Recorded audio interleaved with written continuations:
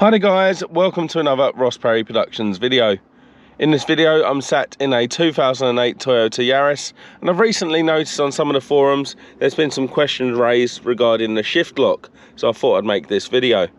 Now the shift lock is there as a safety feature on most automatic cars, whereby the shifter cannot be accidentally knocked into reverse, neutral or drive. Now this might be because there's not a driver in the driver's position with the engine running, and then if you obviously knocked it into any of those gears, the cars would start moving. So the shift lock is then operated by the driver putting their foot on the brake, and the shift lock it then releases and you can put that into any of the positions.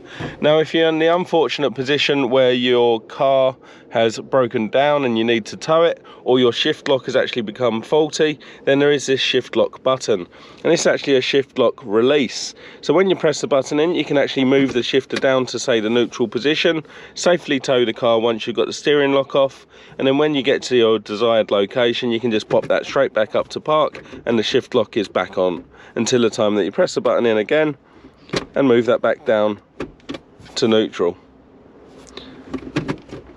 So there we go, nice easy video for you today. If you found that helpful, please do give me a thumbs up, leave me a comment down below, check out some of my other videos and subscribe to my channel.